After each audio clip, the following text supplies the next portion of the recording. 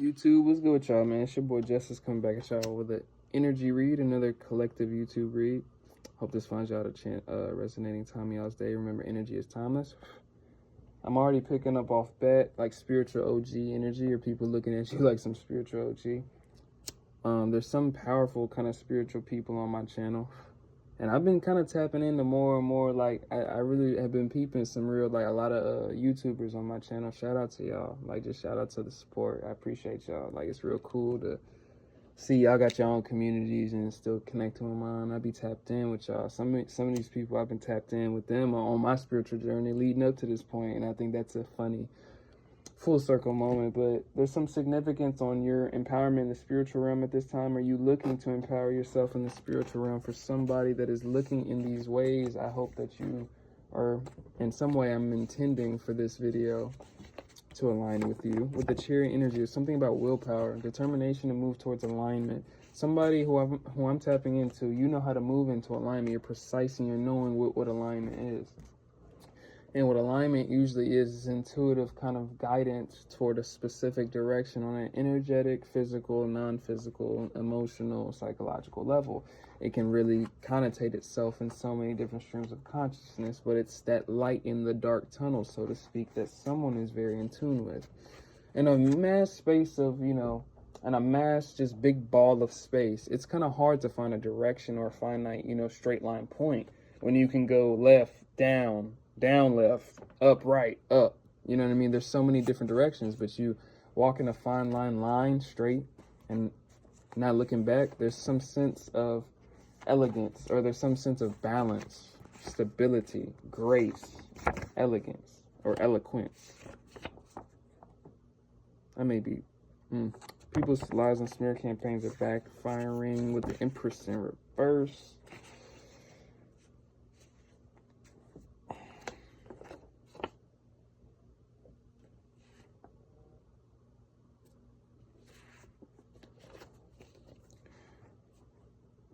There was for somebody I'm tapping into, there was some type of rumor, or either a rumor or narrative made about you that wanted to control the narrative about you, or maybe people were trying to control the narrative about you. And generational wealth and energy harvesting for some sense of gratified energy or even money. So that can represent a lot of different things.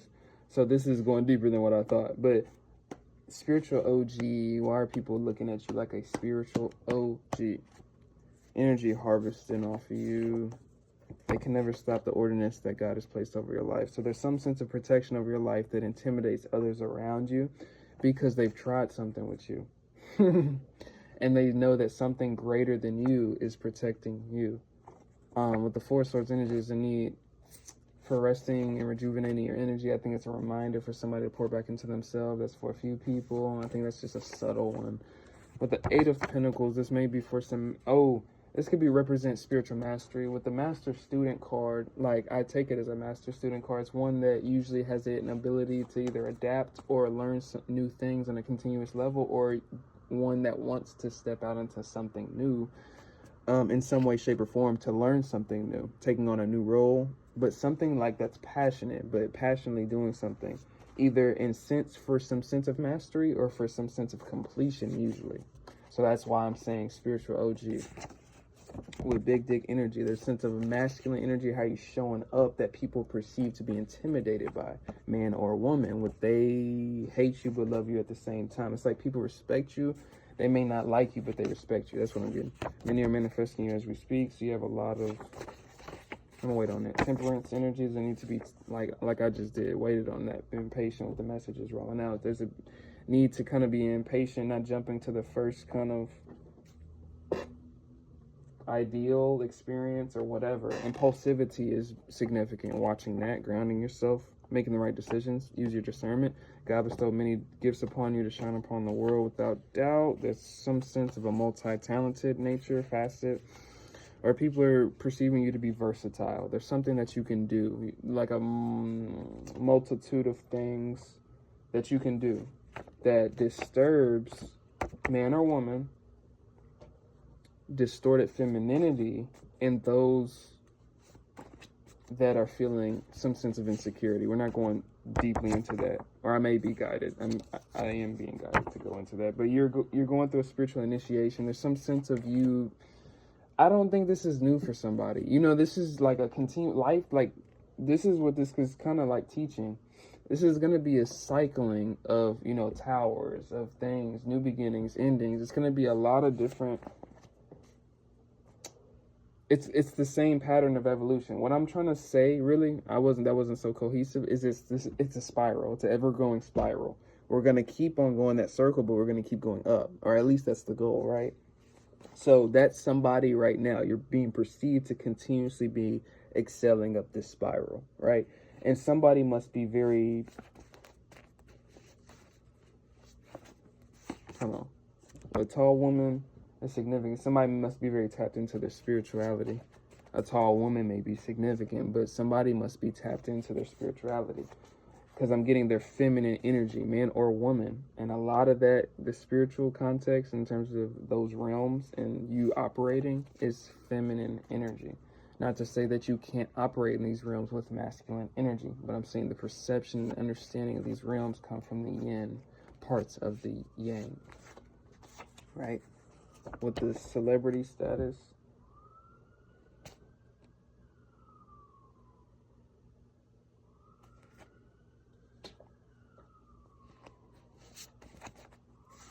judgment energy,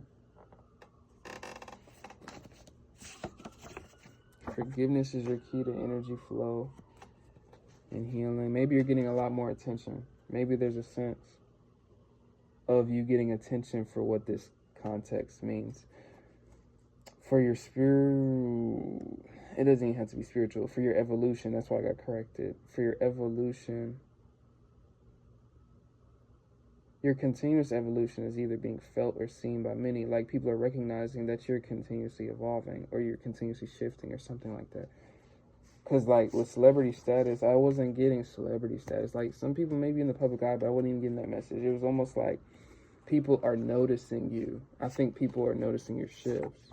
You're embarrassing all your enemies right now.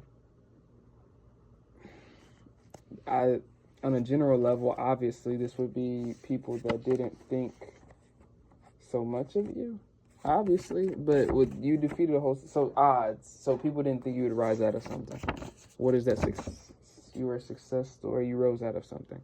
This could be emotional, this can be a time period in life, this can be financial, this can be reputation, this can be occupational, so workplace, this can be a setback, this can be anything of that sort. You take what resonates, but you rising out of it, I think, is being perceived. I think there's some sense of, like, I don't think like, this is not some one time. Maybe that was specific for a few people. You know, it comes out the way it comes out for a reason. But, like, I think people perceive you, like, when I get that spiral, it keeps coming back. Like, this is continuous. It's like people see you as, like, consistently doing this. But I'm trying to find the words, like the world card. Completion. I think people perceive you as, like, some sense of I'm trying to watch how I phrase this. With the Six of Pentacles, you may be very charitable, very giving. It's like a masterful energy. I was gonna get out in the Magicians at the top of the deck. We're gonna take that. People see you as a master magician, but when I say magician, I don't denote that in any, or connotate that in any, like, manipulative way. I say that with the context that people see that you can handle different cycles of energy or different cycles of life and evolve and continuously move through them. I just didn't understand how to, like, cohesively say that.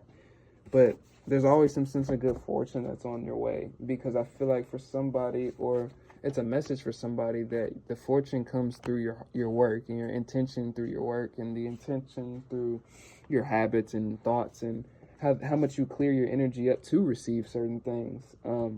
Sometimes you can't possibly receive if you're still dense and held in from internalizing experiences that are you perceive to still be happening to you unconsciously. Significant message for somebody. You can't let anything good in. You can't let anything new in. It don't gotta be good. Can't let anything new in if you still hold on to the old. It's a big theme of my life. You know, that's one of my biggest lessons, you know, in terms of relationships and my mother's death. But that's probably what influenced a lot of that. But that holding on, sometimes we can hoard. That may be a significant message for somebody in terms of the key to your evolution is sacrifice. You know, that's why people, you know, in darker realms sacrifice different things, right? But sacrifice is needed. And when I say I'm not gratifying that, but people do that, and I'm being honest, just blunt. But when I'm saying sacrifice, you know, in terms of the inner work, you got to sacrifice versions of yourself. You got to sacrifice thought patterns. You got to sacrifice parts of yourself that you don't want to be. And that takes a lot of commitment to cutting that out. And detachment may be significant. The art of detachment may be significant. The laws of detachment, the laws of nature may be significant. The laws of the energy may be significant in terms of somebody understanding the conscious context of energetic dynamics and relationships with one another, especially with the masculine and feminine energy dynamics. It does not have to be people like man or woman. Masculine and feminine can be your own internal masculine and feminine. It can be how the spiritual goes into the physical. That can be so many things. But people that signs your intuition name line, just whoever I'm tapping into, you have a very powerful intuition that leads you to things that you don't really know. It's gonna lead you to. You're irreplaceable. Your intuition is irreplaceable. You need to nurture that. That specifically, you're irreplaceable. Whoever I'm tapping into, but your intuition is very valuable, and you need to protect your energy in terms of like you keeping it clear, balanced. Sometimes I wasn't gratifying my gifts with, you know, certain addictions I had and certain things that I'm still coping with to this day and still working on myself. Awareness. That's just a message for somebody. Just authenticity. Authenticity is important. But I had to learn, you know, prioritizing my body and prioritizing my gifts and the functionality of myself was important for not only me, but for the carrying out of my mission. So, which in essence means it's bigger than me. So for whoever I'm tapping into, saying that to say you must understand an esoteric view of your situation or context of life, or you seek for these understandings of that. You may have grown up like the prophet Joseph. I don't like when that comes up all the time because I got to explain it every time for my new ones.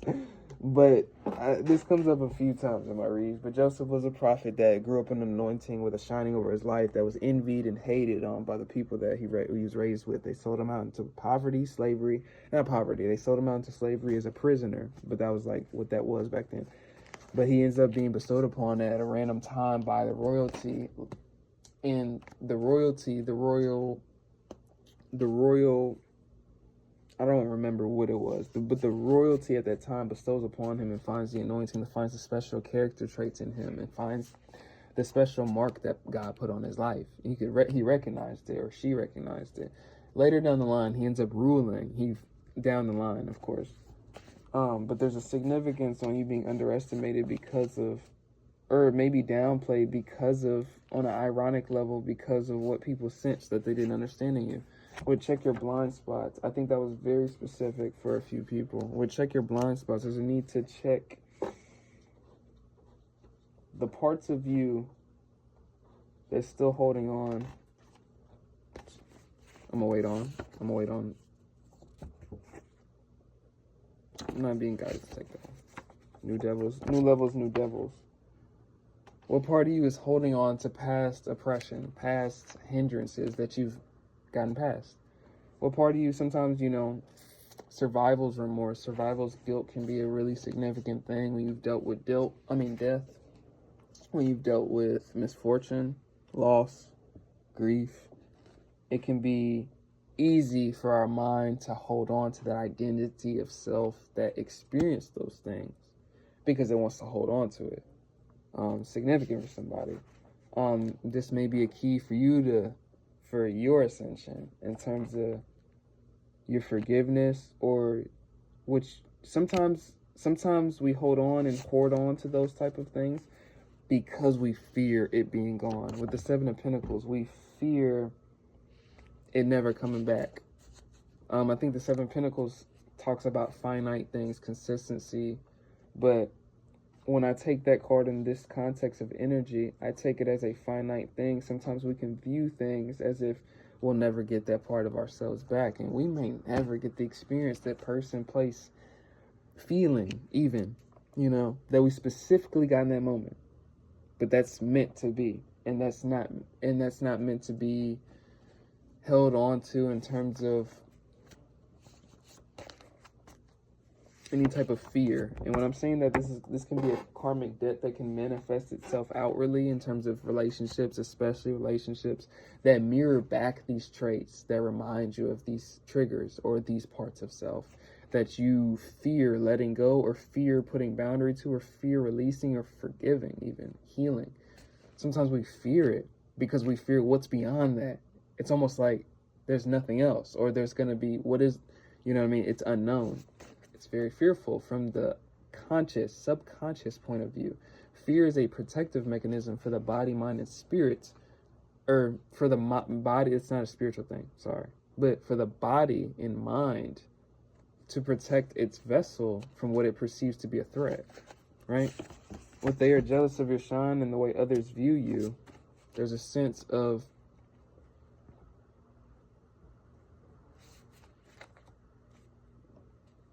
for somebody specific, sometimes we can cling on to internalizations of, sometimes we can cling on to fear-mongering that jealousy or connotations of others' perceptions of us can bring to our lives. And when I say fear, it's not that you fear people viewing you. Sometimes you can have that fear can perpetuate itself in your thought patterns in terms of overthinking, overlooking, or trying to over-perfect something. Overthink how you come off, overthink how people are taken to you. May be significant, but whoever I'm tapping into, these may be just really small details of that you're dealing with amidst all of this other energy. Because all the other energy is very good, but this is like real, I guess, deep parts for some people, and this is not going to be for everybody, of course. Take what resonates. But a big theme of this message goes to the spiritual authority and their evolution, or the transitions that you've been through in your life in terms of other people seeing it. It's almost like people are jealous of your struggles, and that can be a real thing. If people can look at you in a high enough light, sometimes they can be jealous of your struggles, and that's a real thing. It's validating something for somebody. When people are in awe and are shocked by you, I think it's just how you come out of things, situations, and I can relate to that message because I can feel the energy from my own. Right? How you come out of situations, how you still moving. You know, I'm getting that. I was getting that the last few days. Like, how's he still going? How's he still there? You know, how's he still going? I was kind of getting that. You know, it's a real pondered channel question I've gotten from my own, like, community of people. But they tried to form smear campaigns and groups, but still weren't successful. So it's a general theme of, like, people perceiving you as some type of guru because of either what they put you through or what they've seen you go through. And I can relate to that very much as well. There's some sense of mastery or willingness, or a willingness to learn and step out to new things that was influenced by either trauma or just tough situations that you've had to come out of. A lot of times artists, creatives, true speakers, you know, they do these things not out of really self-expression. Of course, that's on a baseline, but it's usually for the grander scheme of things. It's usually for alleviation. It's usually for surrendering, even. It can be. It can be for alleviation, peace, but completion. It's what these things signify in terms of illuminating pathways to a new form of thought, a new form of being, a new thing. That's why I always say the artists, the influencers are always the pavewayers for the new generations, and that's what we need now. This is, as you can see, everything's falling down. So I think that's my last message for somebody that's, you know, really on top of their shit, or really like getting to it in terms of the spiritual work, or you do some real spiritual work in them ethers is what I'm getting. It's probably my last message. A lot of different people are resonating with this message. A lot of people are still evolving and aligning. You know, shout out to many of you, because that's the many, you know, a lot of these recent messages have been to a, you know, niche group of people, and I like to get to the niche. I don't like to channel the most popular messages what everybody else is channeling. I like to get to the niche. You know, that may be significant. Maybe you have a niche that you need to be more affirmed in terms of maybe you're insecure about it. Maybe somebody that's significant for somebody. But with a niche, it's the most authentic thing you can have is a niche audience that is really tailored to your authentic self, or your authentic vision, your authentic doing or pursuings.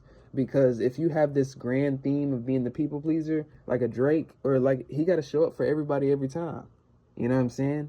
But if you're showing up for you and people that love you for you, I think it's more fulfilling. And I think it's an affirmation message for somebody that's doing something that's different. You're just niche, or you're just different, or you're just moving in a way. But that's for my content creators, or people that are going to be dissected, putting things out in the public. Keep on sending me things. I really appreciate y'all. But need a personal with me, hit up Shamika with a C and Shamika@gmail.com. And all likes, comments, shares, and subscribers, so very appreciated. And I'm probably going to get on another personal. I thank y'all for y'all's patience with me. It's a lot of bookings on me right now, but we're going to carry them out. It's your boy Justice, though. I'm sending y'all so much love and I say.